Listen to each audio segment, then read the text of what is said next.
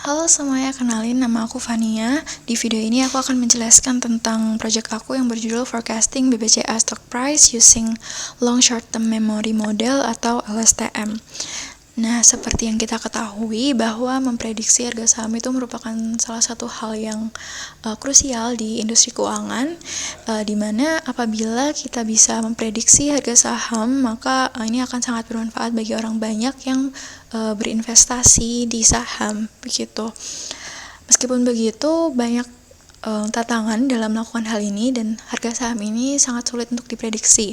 Akan tapi banyak studi yang sudah mencoba untuk memprediksi harga saham dan telah menemukan bahwa model LSTM yang saya gunakan ini memiliki keunggulan dibanding model-model lainnya, di mana terlihat bahwa studi oleh Ho ini mendapatkan akurasi hingga 90%, di mana dia mengungguli model lainnya seperti Arima dan Neural Networks.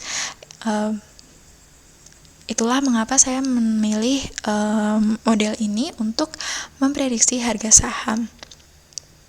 Saya memilih harga saham BBCA karena saham ini merupakan salah satu saham yang dipilih oleh banyak orang awam, sehingga apabila kita bisa memprediksi dengan akurat harga saham ini, maka akan sangat bermanfaat bagi orang banyak, begitu. Dalam membuat project ini, saya akan membandingkan hasil keakuratan model saya dengan pekerjaan Sanjaya, di mana dia memprediksi harga saham juga menggunakan LSTM, akan tapi harga saham yang diprediksi yaitu harga saham Antam, di mana hasil dari evaluasi model tersebut memiliki nilai MAPE yaitu 2,52% dan RMSE yaitu 54,64. Baik, untuk project ini saya menggunakan harga saham BBCA yang diambil dari investing.com, di mana data yang diambil memiliki rentang dari tanggal 2 Januari 2020 hingga 18 Maret 2025 dengan kolom yaitu tanggal, kemudian harga saat open, kemudian juga harga tertinggi saham dalam satu hari, harga terendah saham dalam satu hari, kemudian harga close, kemudian volume yaitu banyaknya saham yang diperdagangkan dalam satu hari, dan kemudian perubahan harga saham. Untuk input dari harga saham, untuk input dari project ini saya menggunakan historical stock data dari 30 hari ke belakang, dan dengan menggunakan beberapa feature yang ditambahkan yaitu harga closing, kemudian harga rata saham selama 50 hari dan 200 hari ke belakang, kemudian persentase return atau perubahan dari harga closing price tiap harinya, kemudian juga range yaitu harga paling tinggi dan perbedaan harga paling tinggi dan terendah saham BBCA selama satu hari, kemudian ada RSI Relative Strength Index selama 14 hari, kemudian perbedaan harga closing price dan juga rata selama 50 hari yang menunjukkan bahwa apakah harga saham ini cenderung naik atau turun dibanding 50 hari ke depan, 50 hari ke belakang. Kemudian juga ada volume seperti yang saya sebutkan tadi, yaitu banyaknya saham yang diperdagangkan dalam satu hari. Untuk target prediksi project ini yaitu perubahan harga saham di hari kedepannya. Jadi yang diprediksi adalah perubahan harga sahamnya, dan kemudian nanti baru akan dikalkulasikan dengan harga saham hari sebelumnya untuk mendapatkan nilai saham tersebut. Jadi yang diprediksi adalah perubahan nilai sahamnya. Baik, untuk membangun modelnya sendiri, saya menggunakan beberapa library, yaitu TensorFlow dan juga Scikit-learn. Untuk pertama-tama datasetnya tentunya harus dibersihkan terlebih dahulu.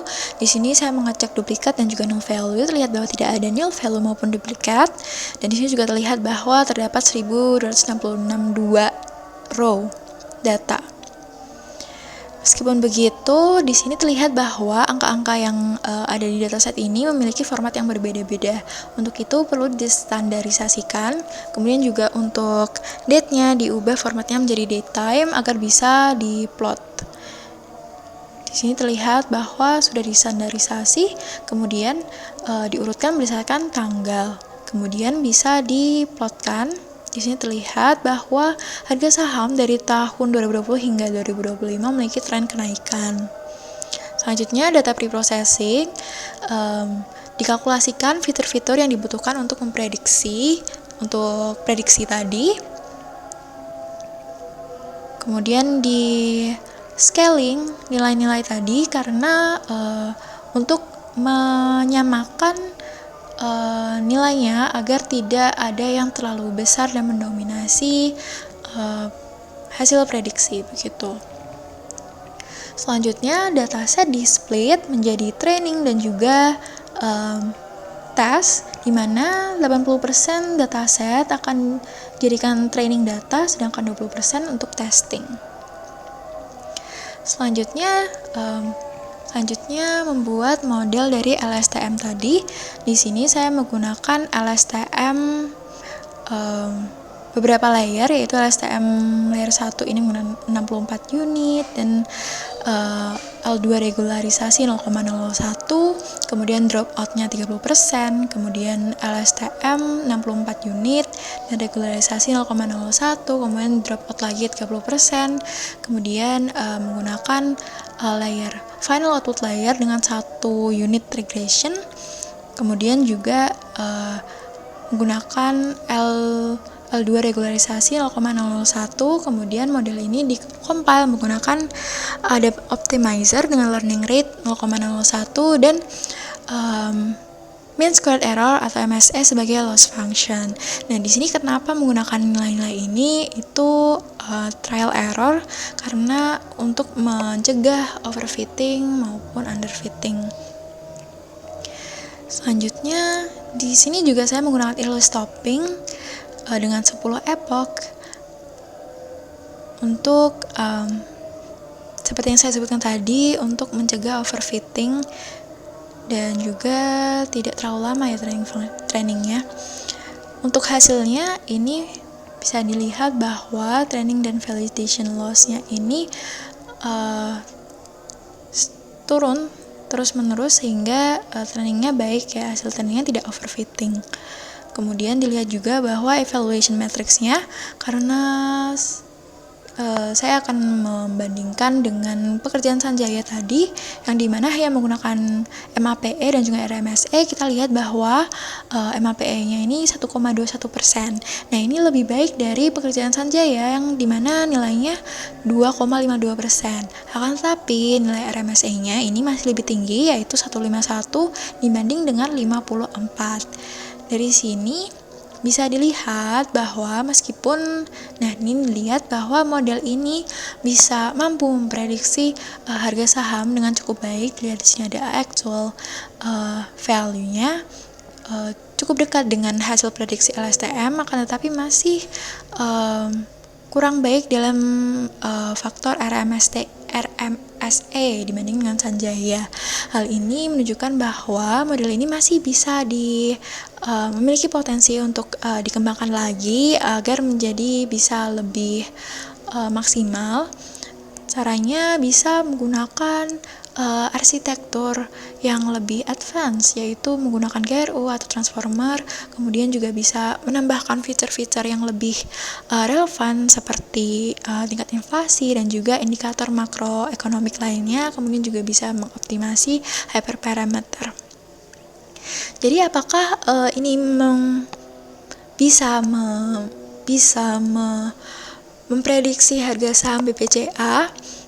Dari hasil ini bisa terlihat bahwa cukup bisa, akan tetapi keakurasiannya masih kurang baik. Jadi masih perlu ditingkatkan di masa depan gitu.